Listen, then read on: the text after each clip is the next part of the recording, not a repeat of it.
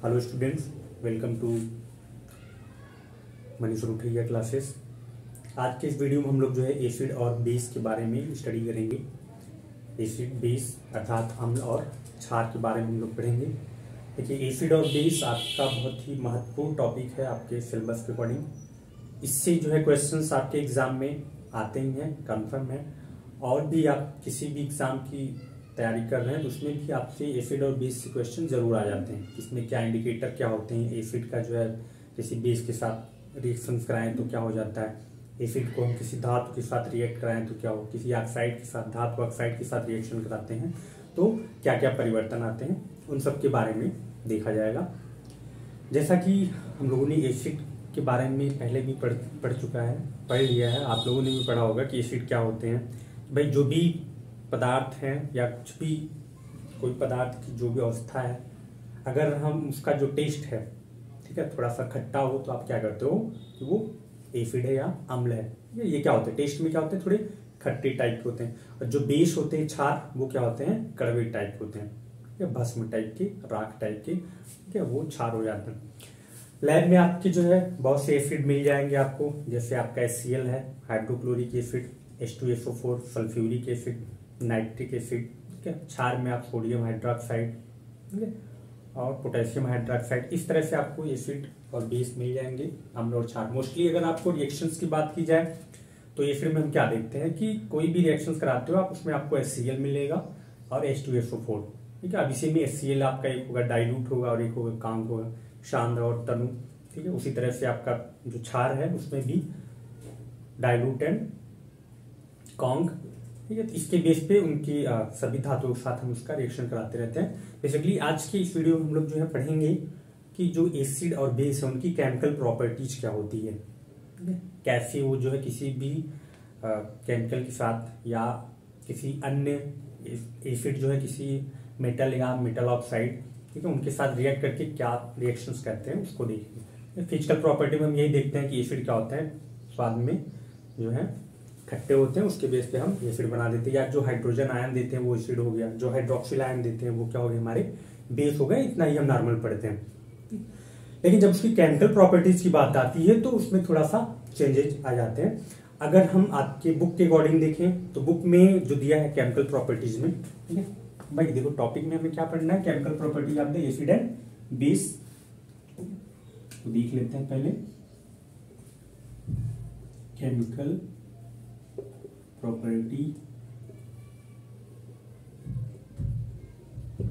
Properties of acid and base, ठीक है। अम्ल और क्षार के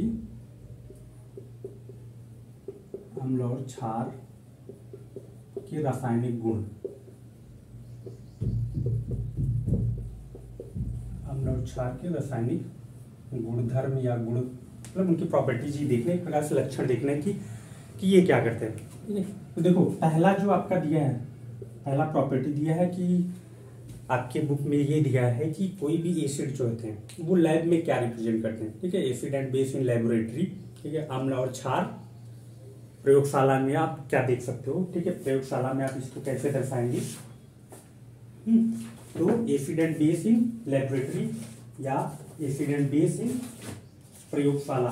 तो प्रयोगशाला में क्या होता है कि अगर आप प्रयोगशाला को एसिड और बेस की जांच करें उसमें, तो आपको सिंपल सा है कि कोई भी जो एसिड है वो जो ब्लू लिटमस पेपर होता है उसको रेड में कन्वर्ट कर देता है, ठीक है। तो पहली प्रॉपर्टी अगर आप देखेंगे तो अब उसमें देखो बुक में ये दिया है कि लेबोरेटरी में क्या है, तो आपको ये नहीं देखना कि लेबोरेटरी वो वही हम लिख दे प्रॉपर्टीज, वो प्रॉपर्टी नहीं है, वो एक प्रकार से क्वेश्चन दिया गया है, आपको उसका आंसर ढूंढना है, ठीक है। तो जो पहला लेबोरेटरी में अगर हम देखते हैं तो जो पहला करेक्टर होगा कि लैब के द्वारा आपको इस लैब में एसिड और बेस को आइडेंटिफाई करना हो तो कोई भी सोल्यूशन जो ब्लू लिटमस पेपर को रेड में कन्वर्ट कर देता है वो क्या होता है, हमारा एसिड, ठीक है। एसिड जो होते हैं जो ब्लू लिटमस पेपर को रेड में कन्वर्ट कर दे वो क्या हमारे एसिड। यानी पहला अगर है ब्लू लिटमस पेपर, ब्लू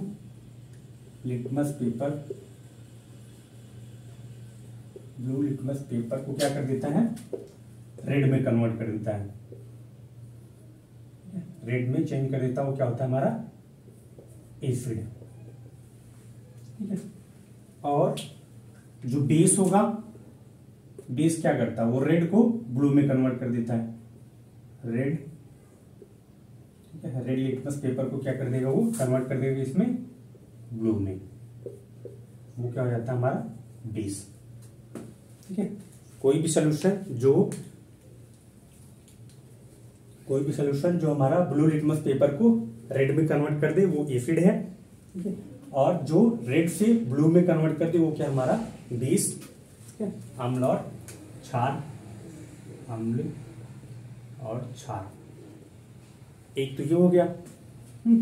दूसरा, आपको जो है जो बॉटल मिलेंगी लैब में, आप देखोगे तो लैब में क्या है, आपको कुछ इस टाइप के जार मिलेंगे जिसमें सारी चीजें भरी होंगी, कुछ केमिकल्स छोटे छोटे आपके बॉटल मिल जाएंगी, ठीक है। इस बॉटल में सारे केमिकल्स भरे होते हैं, तो आप बॉटल में देखोगे तो आपको लिखा मिलेगा H2SO4, ठीक है, HCl, ठीक। इसमें आपका डाइल्यूट HCl हो गया या फिर कॉन्क HCl, ठीक है। ऐसे जो है आपको लिखा मिलेगा। तो अगर हम एसिड की बात करें तो सिंपल से आपके कौन कौन से हो जाएंगे, हम एसिड अगर लैब में एसिड को आइडेंटिफाई करें तो पहले आपको जानना भी है कि कौन कौन से एसिड है जिसको हम नॉर्मली देखते हैं लैब में, ठीक है।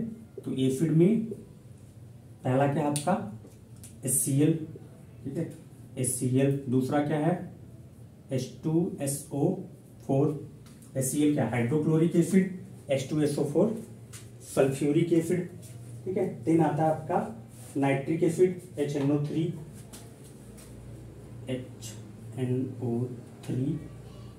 नाइट्रिक एसिड, ठीक।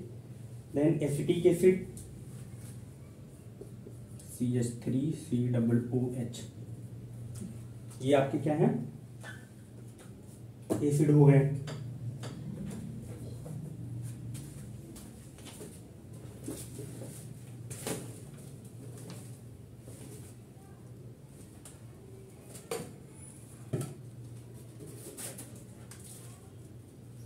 ठीक है, तो एसिड में क्या आपको HCl मिल गया, अब इसमें भी आपको मिल सकता है डाइल्यूट HCl हो गया, ठीक है, कॉन्क HCl, H2SO4 में भी वही कंडीशन है, ठीक है, सल्फ्यूरिक एसिड और नाइट्रिक एसिड और एसिटिक एसिड, ठीक है।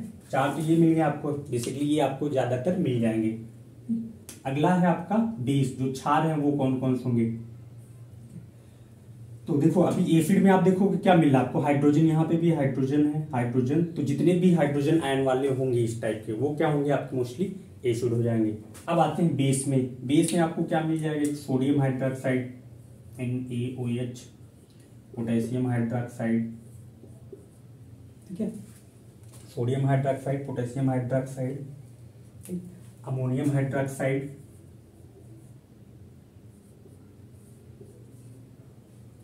एंड कैल्शियम हाइड्रोक्साइड,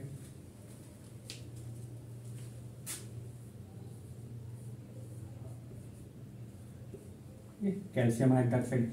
ये क्या आपकी, ये चारों क्या हो गए, इधर चार क्या हो गए आपके एसिड हो गए और चार क्या है ये बेस हो गए। तो अगर आपको इसका टेस्ट करना हो तो इन सॉल्यूशंस को आप क्या करोगे, इसमें जो है ब्लू लिटमस पेपर और रेड लिटमस पेपर को आप जब डुबाओगे, डिप करोगे तो क्या हो जाएगा, उसका कलर जो है ब्लू लिटमस पेपर जो होगा वो चेंज हो जाएगा। अगर ब्लू लिटमस पेपर को हम एसिड में डालेंगे तो वो रेड में कन्वर्ट हो जाएगा, और उस रेड वाले को, मतलब रेड लिटमस पेपर को जो अगर हम बेस में डालेंगे तो क्या हो जाएगा, वो ब्लू में कन्वर्ट हो जाएगा। तो इस तरह से हम लेबोरेटरी में एसिड और बेस को आइडेंटिफाई कर सकते हैं। तो पहला करेक्टर हो गया कि किसी भी लेबोरेटरी में अगर आपको एसिड और बेस को आइडेंटिफाई करना हो या किसी भी सोल्यूशन को एसिड और बेस में आइडेंटिफाई करना हो तो हम यूज करेंगे किसका, लिटमस पेपर का, जो एक प्रकार का क्या है, इंडिकेटर है, ठीक है, जिसे इंडिकेट करता है ये एसिड और बेस को। तो इस तरह से आपके कई सारे इंडिकेटर्स मिल जाएंगे, ठीक है, जैसे आपका ये हो गया blue litmus paper, red litmus paper, ठीक है, फिर फेनोल्फथलीन, मेथाइल ऑरेंज, ठीक है। तो ये सब क्या है आपके इंडिकेटर हैं जो एसिड और बेस को आइडेंटिफाई करने में हेल्प करते हैं, ठीक है। ये तो हो गया लेबोरेटरी में। अब आते हैं सेकेंड जो प्रॉपर्टी है, नोट कर लो सब लोग इसको।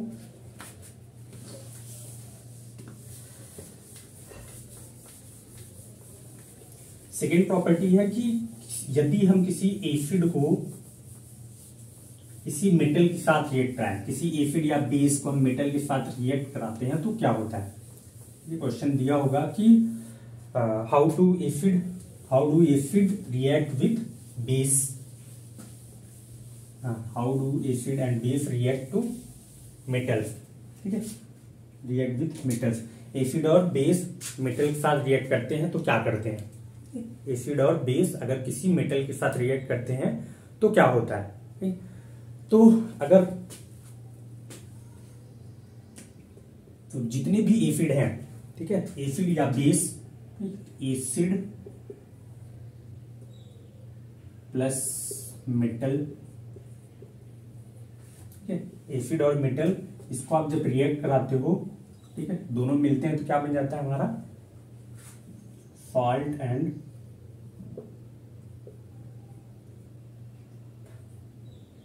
Hydrogen gas. तो जब भी हम किसी एसिड और बेस को मेटल के साथ रिएक्ट कराते हैं, ठीक है, तो क्या बनाएगा वो सॉल्ट यानी लवण, इसको लिख देते हैं एसिड अम्ल। ठीक है, उसके बाद इसमें अम्ल हम धातु के साथ रिएक्ट कराएंगे, ठीक, जो प्रोडक्ट बनेगा वो हमारा क्या होगा लवण और हाइड्रोजन गैस।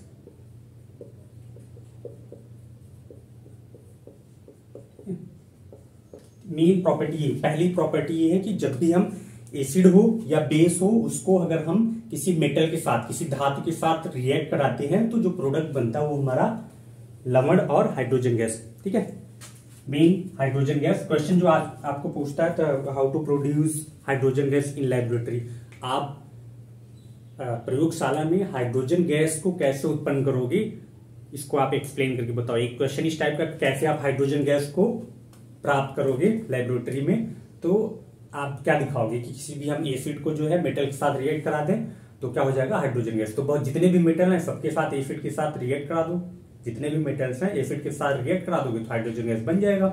ठीक है, या बेस ले लो, किसी भी बेस को किसी भी मेटल के साथ रिएक्ट करा दो हाइड्रोजन गैस मिल जाएगी। बच्चों को सारी प्रॉब्लम होती है कि उनको ये ऐसे तो मिला रहेगा, उनको याद रहता है कि एसिड और मेटल को हम रिएक्ट कराते थे तो सॉल्ट और हाइड्रोजन गैस मिलती है, लेकिन अगर ये पूछ दिया जाए कि हाइड्रोजन गैस आप कैसे प्राप्त करते हो तो कंफ्यूज हो जाते हैं कि हम कैसे प्राप्त करें। तो उसके लिए क्या करोगे, हाइड्रोजन गैस अगर आपसे पूछा है हाइड्रोजन गैस आप कैसे प्राप्त करोगे तो आप दिखा दो एसिड और मेटल को साथ आप रिएक्ट करा दो हाइड्रोजन गैस मिल गया। या ठीक आपसे पूछिए सॉल्ट और हाइड्रोजन गैस को हम रिएक्ट करा दें, ठीक है, सॉरी सॉल्ट और हाइड्रोजन गैस आपको प्राप्त करना हो तो आप क्या करोगे, तो एसिड और मेटल को मिला दो। ठीक, या आपसे ये पूछता है कि क्या होगा जब हम एसिड और किसी धातु को मिला देते हैं, एसिड और मेटल को हम रिएक्ट कराते हैं तो क्या होगा, what happen when acid and metal react with each others. ठीक है, तो क्या होगा सॉल्ट और हाइड्रोजन गैस मिल जाएगा। ठीक है, सेम कॉन्सेप्ट ये है, अगर बेस के साथ भी हम करें तो भी वही मिलेगा हमें। ठीक है, तो अगर हम बेस ले लें, बेस प्लस मेटल, तो भी जो हमारा प्रोडक्ट बनेगा वो क्या होगा सॉल्ट प्लस हाइड्रोजन गैस। तो दोनों कंडीशन में वही होगा। हम को धातु के साथ कराओ या क्षार को जो है क्षार को धातु के साथ कराओ क्रिया तो क्या मिलेगा हमारा सेम कॉन्सेप्ट वही मिलेगा, हाइड्रोजन और लवण मिल जाएगा। अब देखो इसके लिए आपको एक एक्सपेरिमेंट दिया गया है बुक में कि जो है एक आपको अगर एक्सपेरिमेंट के थ्रू शो करना हो तो आप क्या करते हो कि लैब में जो है आप स्टैंड के थ्रू एक टेस्ट ट्यूब लो, टेस्ट ट्यूब में क्या करो जिंक क्या है मेटल है, जिंक ग्रेनुल्स लो और उसको जो है किसी एसिड के साथ रिएक्ट करा दो। ठीक है, मान लेते हैं हम जिंक को क्या करते हैं HCl के साथ रिएक्ट करा दें। ठीक है, अगर रिएक्शंस की बात करें तो क्या लें जिंक प्लस HCl, ठीक है, जिंक और HCl ले लो।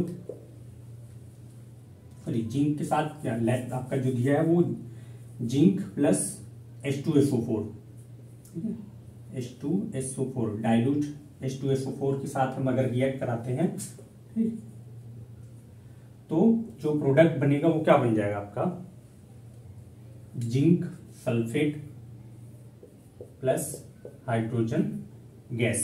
ठीक है, तो इसमें क्या जिंक क्या आपका ये मेटल हो गया, H2SO4 क्या हो गया, ये एसिड हो गया, ठीक है। ये क्या हो गया आपका सॉल्ट, और ये जो है आपकी गैस बन गई, ठीक है, हाइड्रोजन गैस। तो अब इसी को एक्सपेरिमेंट के थ्रू दिया गया है कि आप एक पिक्चर्स आपको दी गई हैं, जैसा कि आप यहाँ देख सकते हो। तो इसमें क्या है, स्टैंड बना दिया गया, स्टैंड के साथ आपको एक टेस्ट ट्यूब जो है टच कर दी गई है, टेस्ट ट्यूब को जो है क्लिप के द्वारा अटैच कर दिया गया है, और उस टेस्ट ट्यूब में क्या है, हाइड्रोजन गैस दिखाया गया आपको, हाइड्रोजन गैस निकल रही है, और उसमें साथ में क्या है, जिंक ग्रेनुल्स जोड़े गए हैं, जिंक ग्रेनुल्स और डाइल्यूट H2SO4, डाइल्यूट H2SO4 क्योंकि ये क्या, वो एक एसिड है, और उसको हम उसमें जिंक डाल देते हैं। तो आप देखोगे जब उसको आप एक्सपेरिमेंट करोगे तो बगल में जो जार बनाया गया जिसमें आपको साबुन के सोल्यूशन दिए गए, सॉफ्ट सोल्यूशन, तो उससे क्या होती है, हाइड्रोजन गैस निकलती है, और हाइड्रोजन गैस जहां निकल रही वहां पे अगर हम जलती हुई मोमबत्ती को लेके जाते हैं तो क्या होता है, वो पॉप साउंड के साथ फट फट की आवाज करते हुए चलती हुई चली जाती है, ठीक है। तो चलो देखते हैं उसको कि कैसे होता है वो।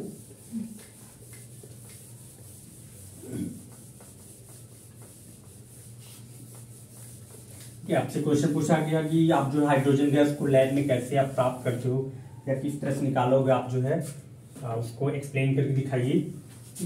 या आपसे जो है, अब तो CBSE बोर्ड में अगर आप इसको देखो तो आपको जो है चित्र ही बना के दे दिया जाएगा, ठीक है, उसका आपको फिगर बना के दे दिया जाएगा, और पूछ देगा कि इसमें जो सब्सटेंस है, रिएक्टेंट और प्रोडक्ट, वो क्या क्या हो रहे हैं, ठीक है, वो किस तरह से बनते हैं। तो चलो देखते हैं। मान लेते हैं हम एक स्टैंड ऐसे लगा लेते हैं, ठीक है, आपको स्टैंड दे दिया गया, एडजस्ट कर लिया आपने जो है क्लिप के थ्रू, यहाँ पे टेस्ट ट्यूब लगा दी,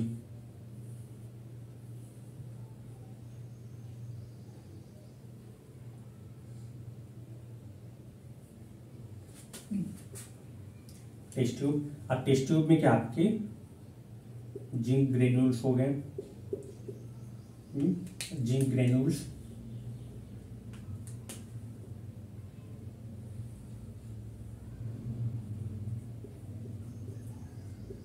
और साथ ही साथ इसमें क्या हमारा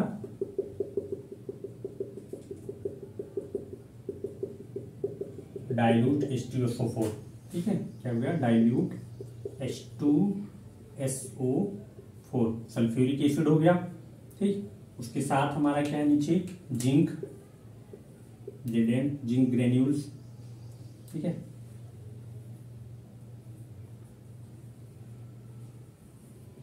जिंक ग्रेन्यूल्स मिला दिया। तो अब जैसे ही हम इसको मिलाते हैं तो क्या होता है, इससे जो है हमारी हाइड्रोजन गैस प्रोड्यूस होने लगती है, ठीक है, इसमें जो है हाइड्रोजन गैस H2 गैस जो है निकलने लगती है। इसमें क्या हो गया आपका, ये स्टैंड हो गया, ठीक है, स्टैंड, और ये होगी आपकी टेस्ट ट्यूब,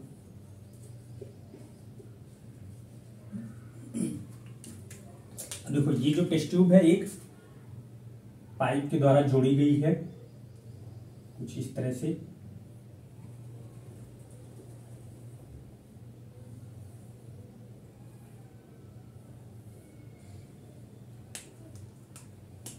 फिर यहाँ पे एक जो है बर्तन रख दो,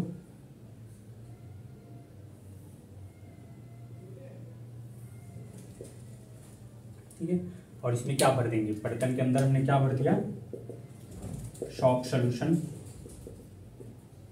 ये साबुन घोल के डाल दो इसी में, बचपन में करते थे ना, बबल्स निकालते हो खूब, सॉफ्ट सॉल्यूशन,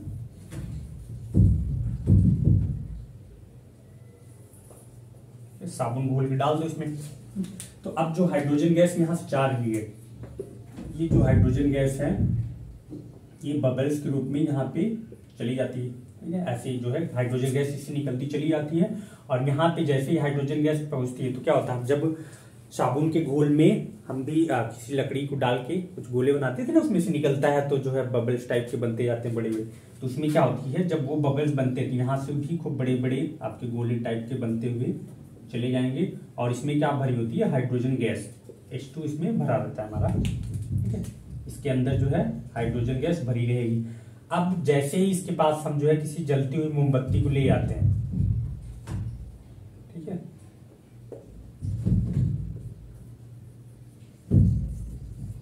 तो यहां पे जो है कुछ पॉप साउंड के साथ,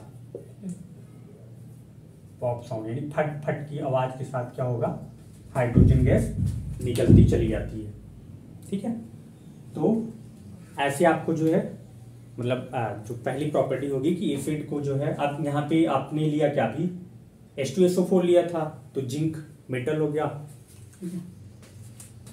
इसमें क्या है, जिंक प्लस H2SO4,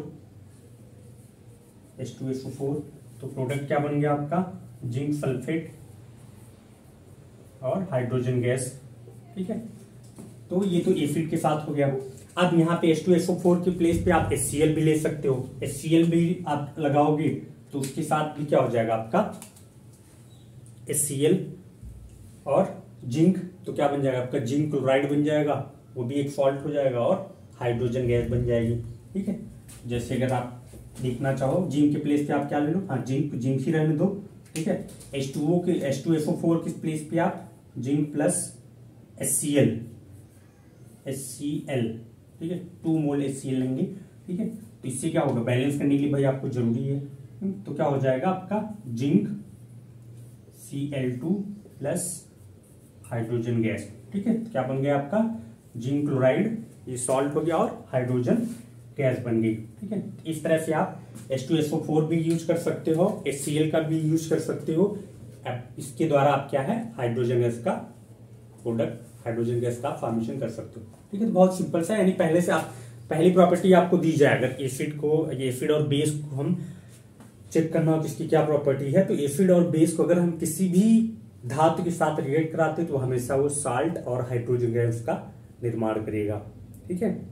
तो ये पहली प्रॉपर्टी होगी। अब इसको हम कुछ केमिकल रिएक्शंस के द्वारा देख लेते हैं कि कई सारी आपको जो है रिएक्शन सॉल्व करते हैं और इससे आपको आसानी से समझ में आ जाएगा और याद भी रहेगा कि हम किस तरह से, क्योंकि इसमें ज्यादातर आपके जो क्वेश्चन आते हैं वो रिएक्शन ही देंगे, बैलेंस करने के लिए आ जाएगा। तो अगर आपको प्रोडक्ट्स नेम पता है कि अगर हम किसी भी रिएक्टेंट्स, ठीक है, जैसे अभी क्या है इसमें जिंक और HCl क्या हमारे रिएक्टेंट है, ठीक है, और जो लास्ट वाला बचा वो क्या हमारा प्रोडक्ट है। तो अगर आपको प्रोडक्ट्स नेम याद है तो आप आसानी से उसको सॉल्व कर सकते हो कि हाँ प्रोडक्ट जो बन रहा है उसी के बेस पे हम क्वेश्चन सॉल्व कर सकते हैं, ठीक है। चलो देखते हैं कुछ एग्जांपल्स के द्वारा।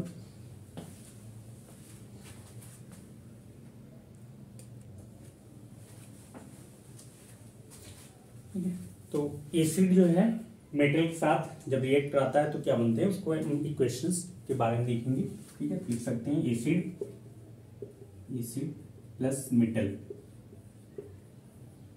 जैसा कि हमने अभी पढ़ा कि एसिड को मेटल के साथ रिएक्ट कराते हैं तो क्या बनाता है हमारा साल्ट प्लस हाइड्रोजन गैस, ठीक है।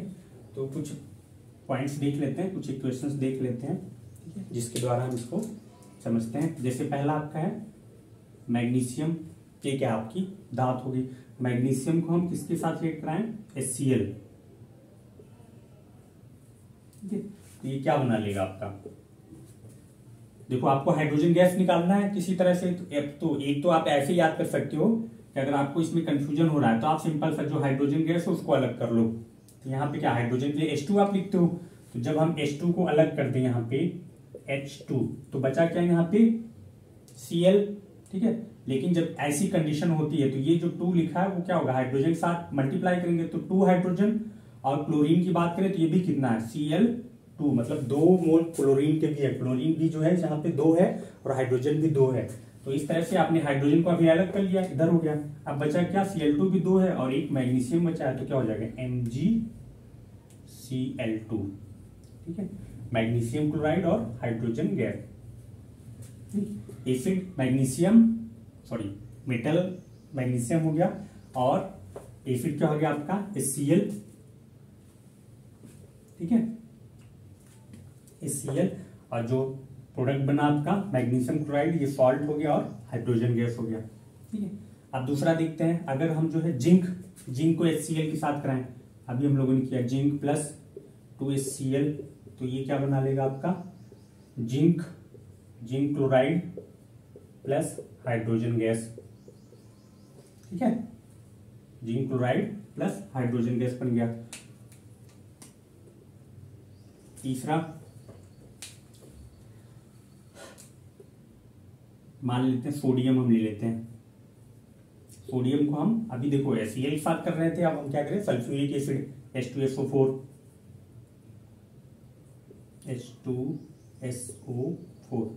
तो बताओ क्या बनेगा, जल्दी से कमेंट करके बताओ भाई प्रोडक्ट। तो क्या हो जाएगा इसमें सोडियम सल्फेट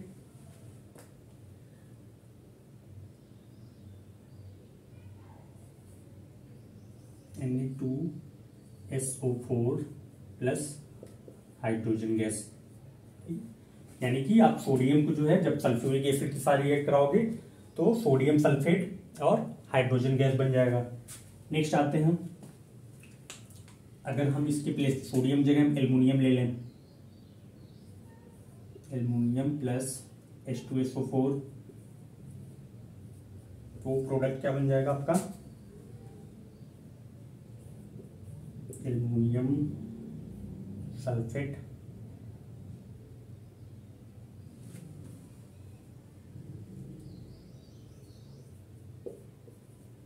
प्लस 3H2।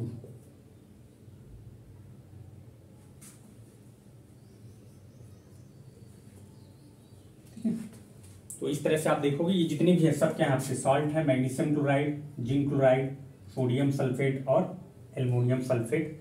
ठीक है, ये सॉल्ट हो गए सारे प्रोडक्ट जो है आपकी, ये सॉल्ट। ठीक है, और इधर आपका हाइड्रोजन गैस मिल गया।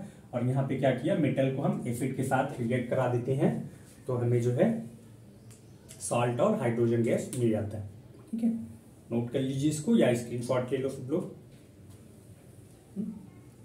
भाई अगर कोई डाउट हो तो आप कमेंट करके जरूर बताएं, और वीडियो अच्छा लगी तो लाइक सब्सक्राइब और शेयर करना ना भूलें। और अभी तक जिन बच्चों ने चैनल को सब्सक्राइब नहीं किया उसको क्या करें, सब्सक्राइब कर लो।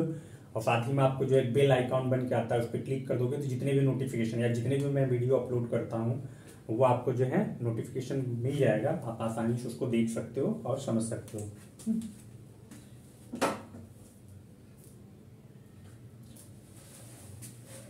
चलो अगला देखते हैं। अभी हम लोगों ने क्या किया, एसिड को मेटल के साथ रिएक्ट करा था, अब क्या करते हैं हम बेस को मेटल के साथ रिएक्ट करा के देखते हैं कौन कौन से प्रोडक्ट बनते हैं हमारे। क्या प्रोडक्ट तो वही है, सॉल्ट और हाइड्रोजन ही बनेगा, लेकिन कैसे बनेगा उसको देखते हैं। तो मेटल प्लस बेस, मेटल यानी ये हो गया आपका धातु, ये हो गया क्षार, प्रोडक्ट में क्या आपका लवण, और हाइड्रोजन गैस तो बनी रही है। ठीक है,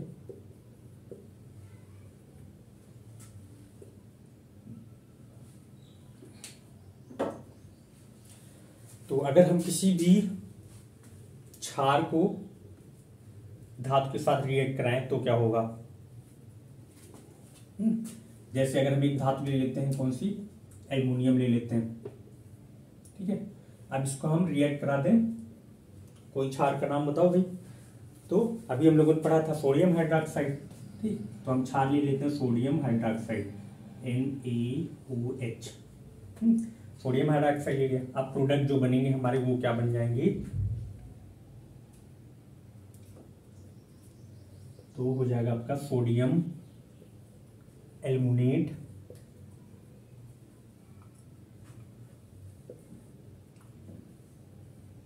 प्लस हाइड्रोजन गैस, इसका नाम होगा आपका सोडियम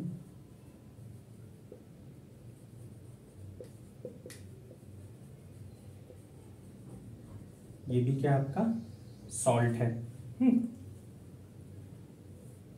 और ये आपका क्या है, सोडियम हाइड्रोक्साइड।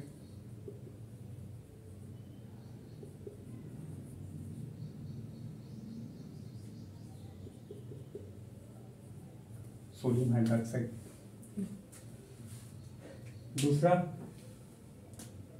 भी रिएक्शन आप देख सकते हैं। अगर हम जिंक को सोडियम हाइड्रोक्साइड के साथ रिएक्ट कराएं तो क्या होगा, जिंक प्लस NaOH, क्या बन जाएगा आपका, प्रोडक्ट बनेगा आपका Na2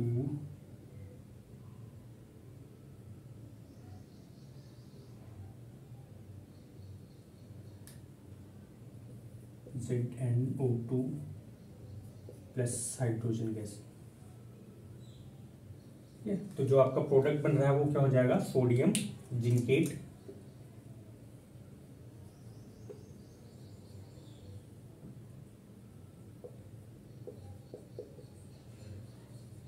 ये भी क्या है आपका एक सॉल्ट है, और हाइड्रोजन गैस यहाँ पे आपको मिली जा रही है।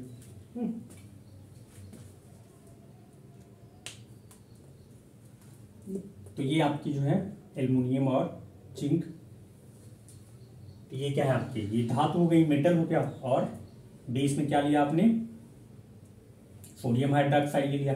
तो जब हम एल्युमिनियम को जो है सोडियम हाइड्रोक्साइड क्षार के साथ रिएक्ट कराते क्या बन जाता है हमारा, सोडियम एल्युमिनेट, और 3 मोल हमारा हाइड्रोजन गैस मिलता है। और जिंक को अगर हम सोडियम हाइड्रोक्साइड के साथ रिएक्ट कराते हैं तो बनेगा हमारा सोडियम जिंकेट, और जो है आपकी हाइड्रोजन गैस। ठीक है, तो ये थे आपके एसिड और बेस के साथ रिएक्शन। ठीक है, आई होप आपको जो है सब अच्छे से समझ में आ गया होगा। ठीक है, अभी देखो हम लोगों ने सिर्फ 2 प्रॉपर्टी के बारे में पढ़ा। पहला तो एक लेबोरेटरी में हम कैसे आइडेंटिफाई करेंगे, दूसरा ये कि अगर किसी भी एसिड या बेस को, अम्ल और क्षार को अगर हम किसी धातु के साथ रिएक्ट कराते हैं तो हमेशा क्या बनेगा आपका, सॉल्ट और हाइड्रोजन गैस। ठीक है, ये याद रखना कि कभी भी हम जब एसिड को जो है मेटल के साथ या बेस को मेटल के साथ रिएक्ट कराते हो तो हमेशा क्या बनेगा, सॉल्ट बनेगा और हाइड्रोजन गैस बनेगी। यानी आप अम्ल या क्षार को जब भी किसी धातु के साथ क्रिया कराओगे तो जो प्रोडक्ट बनेगा वो हमारा क्या होगा, लवण और हाइड्रोजन गैस। या आपसे क्वेश्चन पूछा जाए हाइड्रोजन गैस आप कैसे प्राप्त करोगे लैब में, तो आप क्या दिखाओगे कि हम एसिड को किसी भी क्षार या एसिड को किसी धातु के साथ रिएक्ट करा देते हैं तो हाइड्रोजन गैस मिल जाएगी। ठीक है, इस तरह से आप सोडियम, एल्युमिनियम, जिंक, इन सबको जो है आप रिएक्ट करा के दिखा सकते हो। ठीक है, तो आज के लिए बस इतना ही बच्चों। आगे की जो नेक्स्ट प्रॉपर्टीज है उनको आप देखने के लिए विजिट करते रहिए रुठैया क्लासेस। और वीडियो अच्छा लगे तो एक बार मैं फिर से कहूँगा कि चैनल को सब्सक्राइब कर लें और लाइक शेयर कमेंट करना बिल्कुल ना भूलें। जय हिंद।